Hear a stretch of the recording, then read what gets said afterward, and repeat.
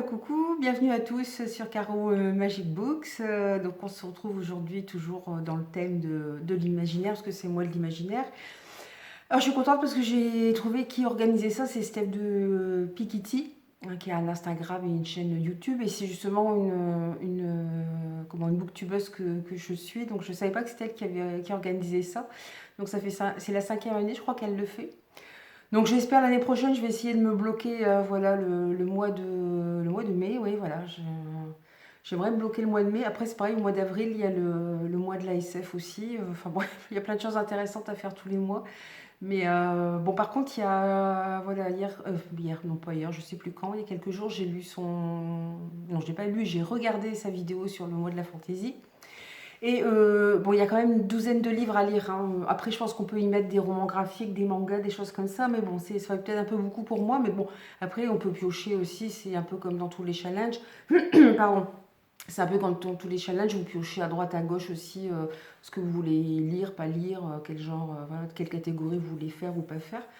Donc voilà, maintenant je saurai où est la référence pour préparer ce mois de la fantaisie. Et peut-être que l'année prochaine je bloquerai. Mais là c'est vrai que j'ai malheureusement trop de SP et pas de SP vraiment en relation avec la fantaisie.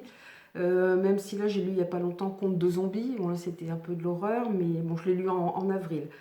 Là c'est vrai que ce mois-ci en avril je suis arrivée à 11 lectures. Il y a un moment que ça ne m'était pas arrivé. C'est vrai qu'avant d'avoir les enfants j'étais quand même à... Je lisais au moins 5 livres par semaine. Donc c'était énorme. Maintenant, c'est... Voilà. Encore là, je remonte un petit peu, ça va mieux, mais oui, ça tourne autour de 8 ou 10, quoi. Mais bon.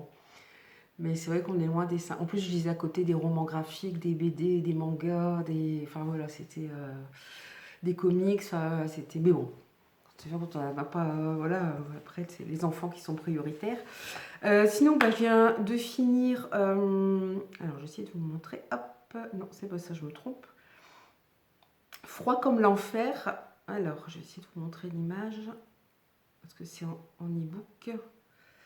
Voilà, Froid comme l'enfer de Lilla Sigurdardóttir, pardon, qui se passe en Islande. Alors par contre, j'ai eu voilà, quand je l'ai mis sur Instagram, l'autrice m'a dit bonne lecture. Donc je ne sais pas si elle est française ou si elle parle français.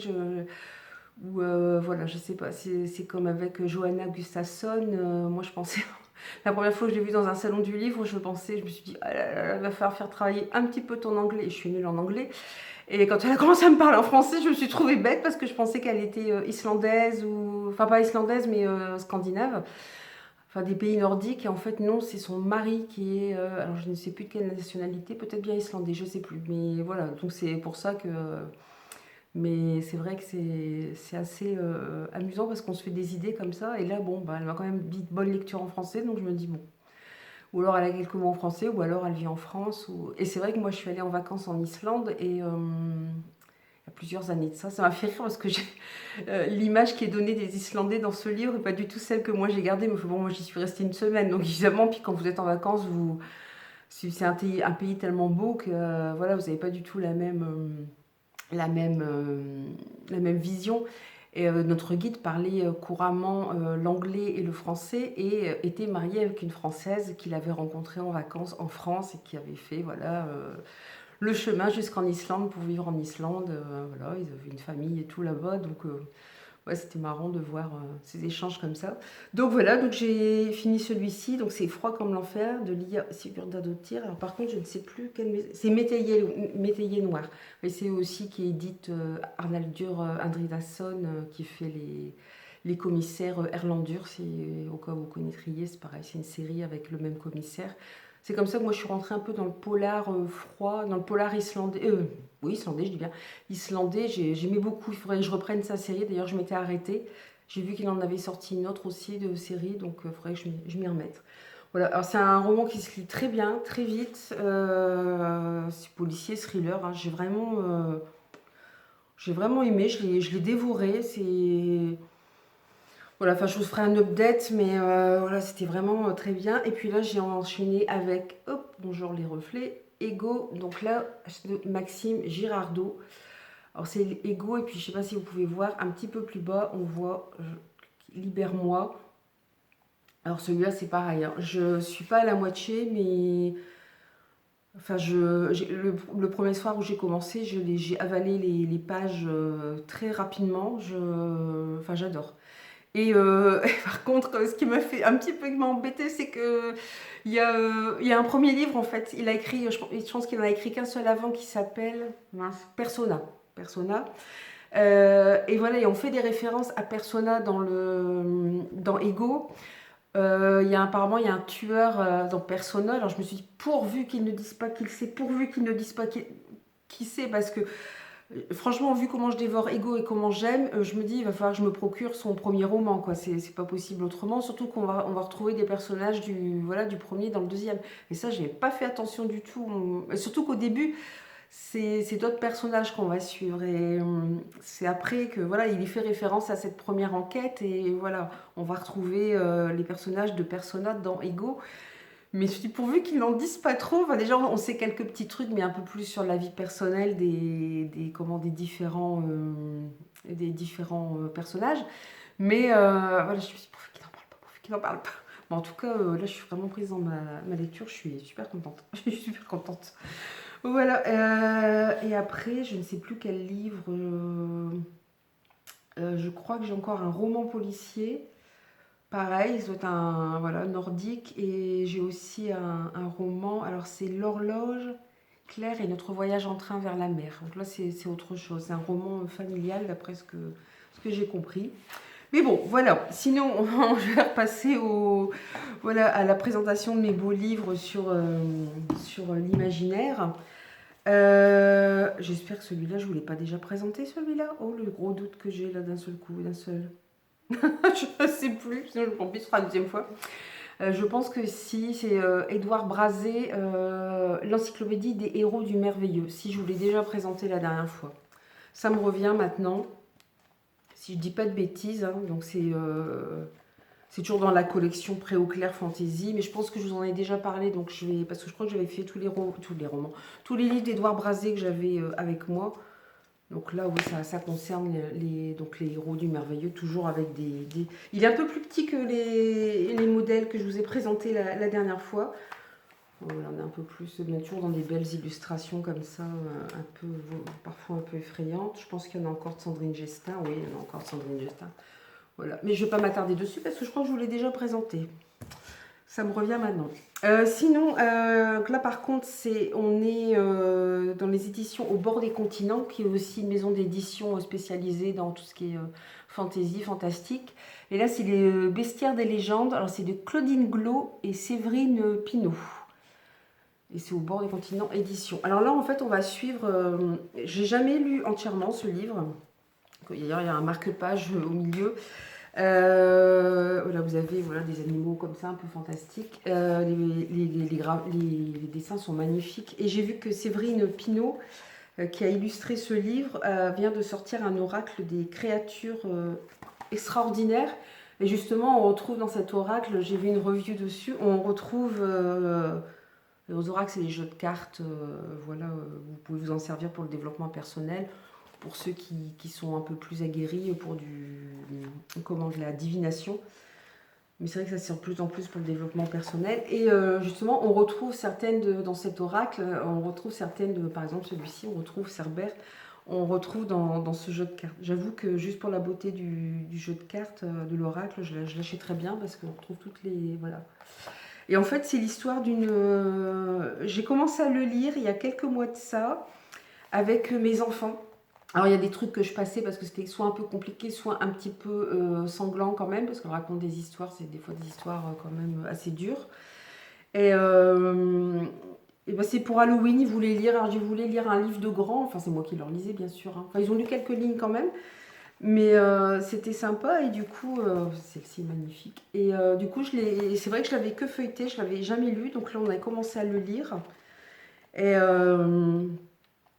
en fait, on suit une femme qui hérite du château de ses ancêtres, je crois, si je me souviens bien. Enfin, elle arrive dans un château et puis, oui, c'est ça. Un aïeul du vieil homme qui venait d'abandonner la demeure en ce bas monde. Voilà. La dame était entrée en possession des lieux, oui, c'est ça.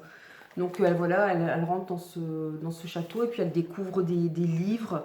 Du coup, ces livres soit racontent une histoire, soit lui font penser à des histoires. Donc c'est vraiment c'est sympa parce que voilà, on retrouve cette dame à chaque fois et puis on a différentes histoires. Moi, en plus, c'est des histoires que je ne connaissais pas. Les premières sont des histoires qui sont d'origine irlandaise notamment, donc on ne connaît pas forcément.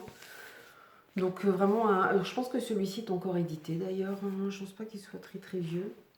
Enfin voilà. Ça c'est un livre, je crois que je m'étais fait dédicacer. Ah, c'est encore de Claudine Glos. On retrouve le même comme pour le bestiaire des légendes. Je crois que je l'avais eu dédicacé. J'avais dû rencontrer l'autrice. Bah oui, voilà. C'était en Bretagne, évidemment, je l'ai rencontré.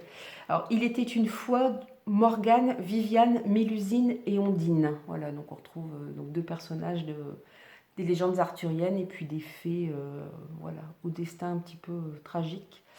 Et donc c'est Claudine Glos que j'ai. Alors là, c'est aux éditions Manaman.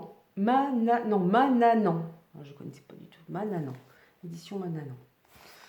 Mais ouais, là, je l'avais eu en Bretagne, donc des fois, c'est des livres que vous ne trouvez qu'en Bretagne.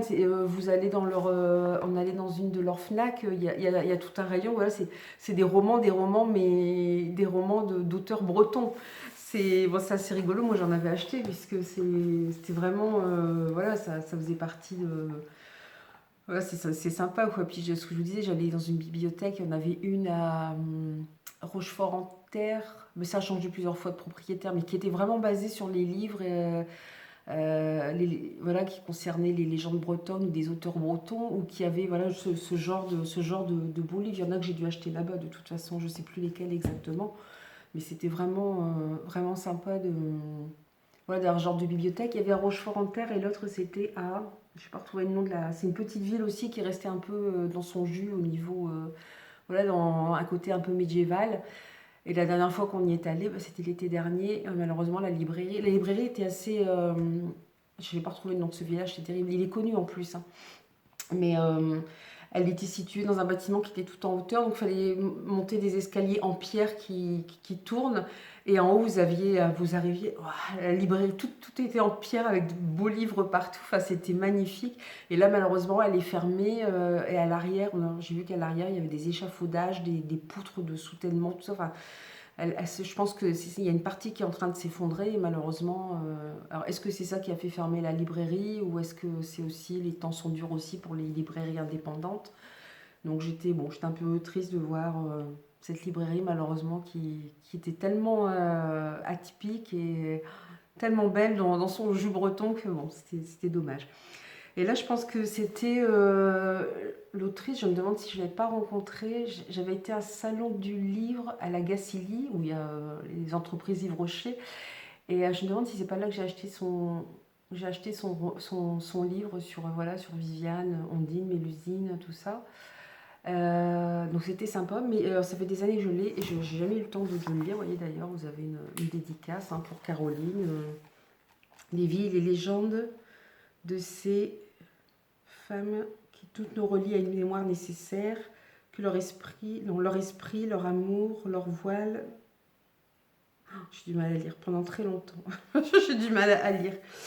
Donc voilà, vous avez, mais pareil, avec des illustrations qui sont...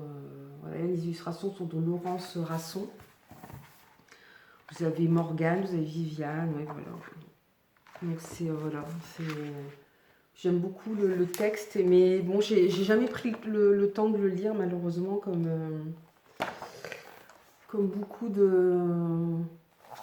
On n'a pas toujours... On achète et puis bon, on n'a pas... En plus, c'est le genre de livre qu'il faut quand même lire à tête reposée. Voilà, vous avez tout ce qui concerne Morgane. En plus, c'est super beau. On n'a pas toujours le temps de... Voilà, ça fait partie des livres. C'est pareil, hein, le bestiaire des légendes. Je l'ai jamais lu en entier. J'étais contente de commencer avec les enfants, mais bon...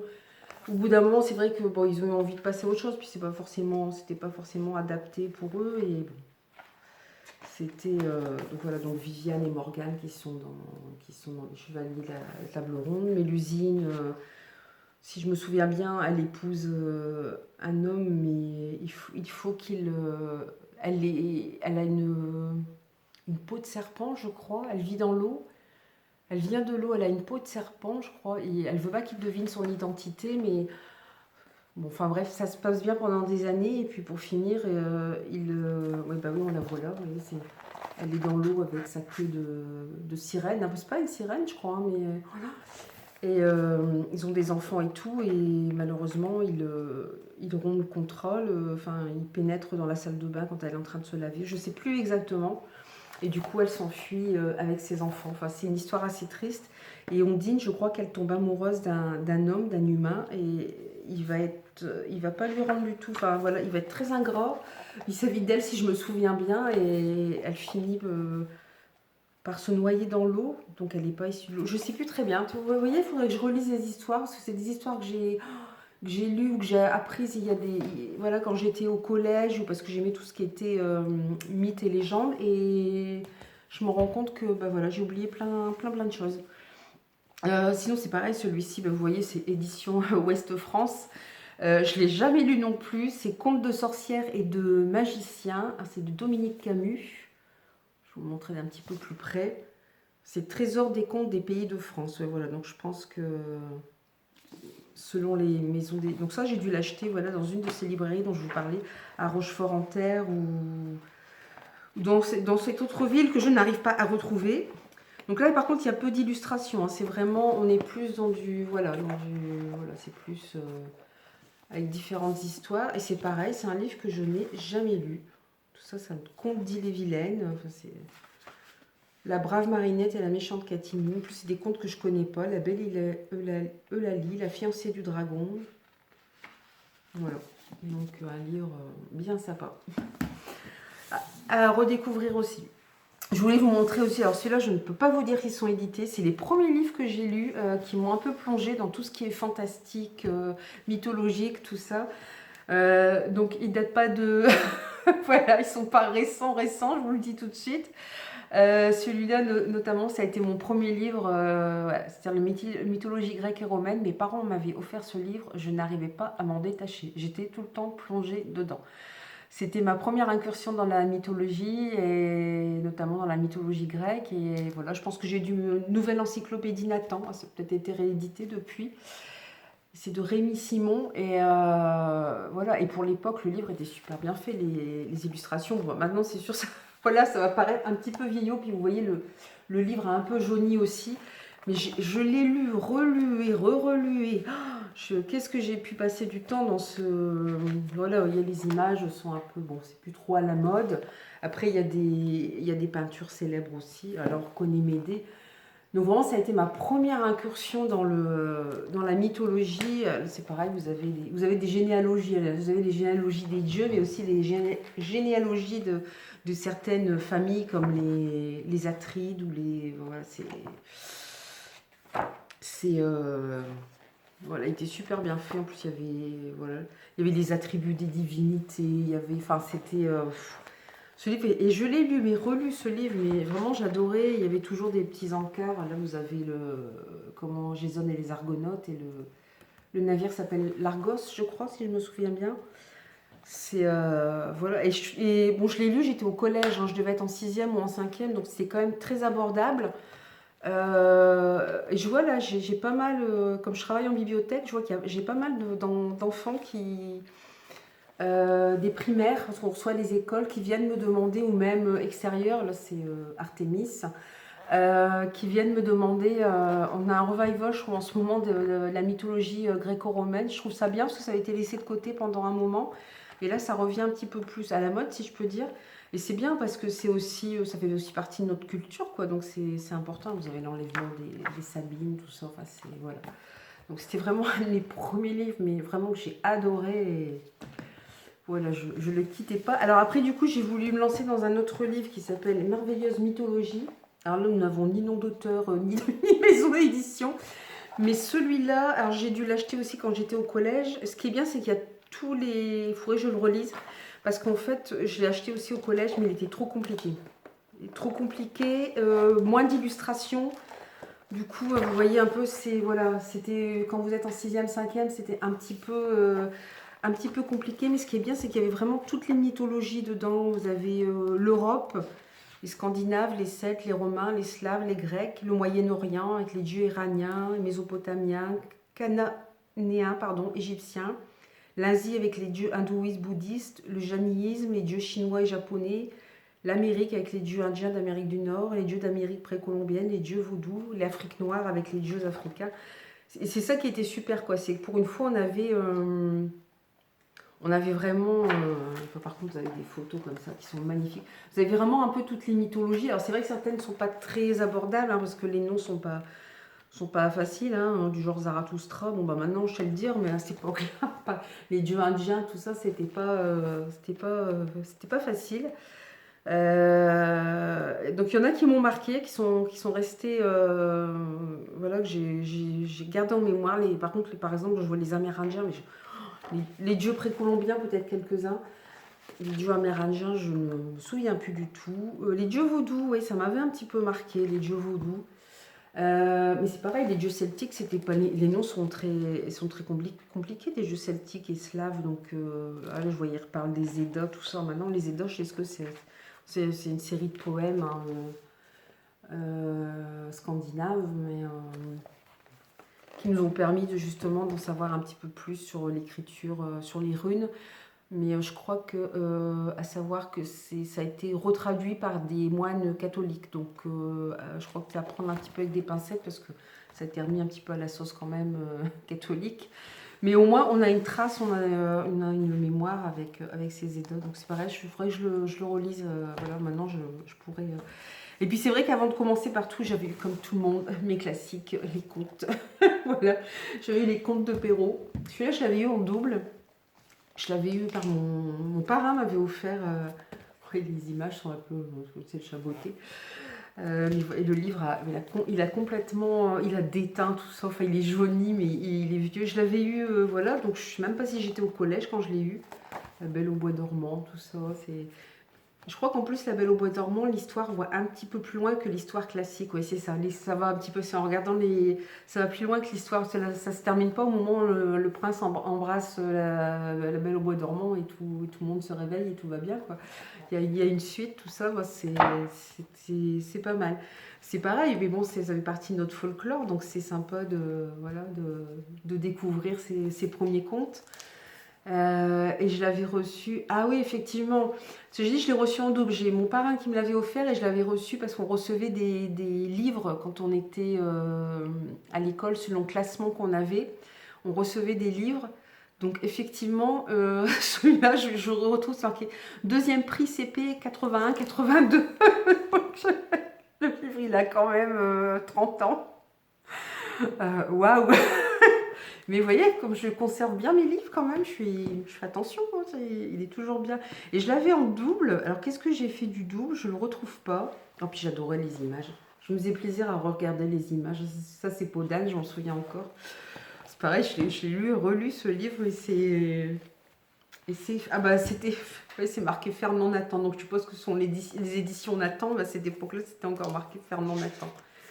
Je ne sais pas ce que j'ai fait. Illustré par G&S Tourette, raconté par Brigitte Lecoeur. Je sais pas... Ouais, Nathan, c'est ça. Je sais pas de... Je sais plus ce que j'allais dire. Bon, c'est pas grave. Mais, ouais.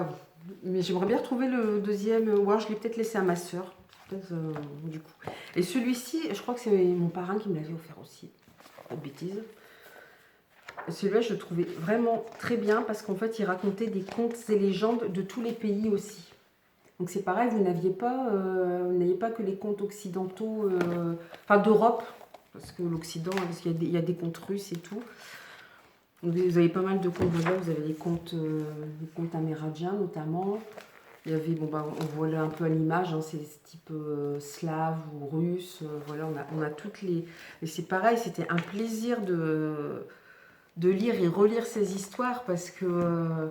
Comme quoi, c'est important quand même de faire découvrir très tôt aux enfants les contes, les légendes, parce que ça reste marqué quand même. On reste marqué. Moi, je m'en souviens encore, quoi. Alors que c'est super vieux. Et vous voyez, moi, c'était pas Réponse, le conte, ça s'appelait Campanule. Parce que je sais plus comment ça se dit, Rapunzel, je crois, en anglais. Et là, il l'avait traduit par Campanule, fleur de campanule. Donc, c'était... Là, vous aviez, bon, là, on était plus dans l'Asie, donc c'était vraiment sympa de, voilà, de découvrir. Là, ici, on est dans les contes russes. Voilà, de découvrir des contes d'autres pays, justement. Et puis, ça permet aussi, plus tard, quand vous voyez les dessins animés de Walt Disney, de vous dire que, ben, en fait, ils ne respectent pas du tout l'histoire. Parce que Walt Disney, ça se termine toujours en happy end, sauf que les contes de fées sont loin sont loin de se terminer en happy end, hein. Notamment La Petite Sirène, hein. Moi, j'ai pleuré avec La Petite Sirène, hein. C'était super. Là, c'était Les Enfants du Vent. Donc là, c'est un conte africain. J'ai pleuré avec La Petite Sirène. C'est super triste, quoi, en fait. Voilà, c'est... Bah là, ça se passe, les pêcheurs de Kinsale. Ça se passe en Irlande. Celui-là, je m'en souviens plus trop de contes. Puis vous avez, ouais, alors c'est pareil, moi ça me fait beaucoup sourire quand ils ont sorti La Reine des Neiges chez Disney, qui a eu un succès phénoménal, parce que j'avais la vraie version, et je me disais, non, c'est pas du tout cette histoire-là, et c'est vrai que c'était, en fait, c'est deux jeunes, un garçon et une fille qui petit à petit ont des sentiments l'un pour l'autre, mais le garçon est enlevé par la Reine des Neiges, elle veut qu'il oublie tout. Notamment le nom de la jeune fille, et la jeune fille va partir à sa recherche, voilà, et quand elle va le retrouver, il faut qu'il parvienne à écrire son nom pour pouvoir se libérer de la Reine des Neiges. Donc ça n'a vraiment rien à voir avec l'histoire de la Reine des Neiges, voilà, de Disney, et je trouve que c'est bien d'avoir aussi la vraie version. J'ai lu une autre version aussi où d'ailleurs ils sont pas les deux enfants, enfin ouais, jeunes gens, sont frères et sœurs, ils sont même pas ensemble, ils sont enfin, pas voilà, tout juste amoureux, ils sont frères et sœurs. Voilà aussi, voilà, là on est plus dans le précolombien, voilà, les contes Inca, Aztèques donc voilà, je trouvais bon sympa de voilà, là on est en Inde. Et il y en a que j'ai oublié aussi, ça me donne envie de les relire. Je voudrais que je les relise avec mes enfants bien.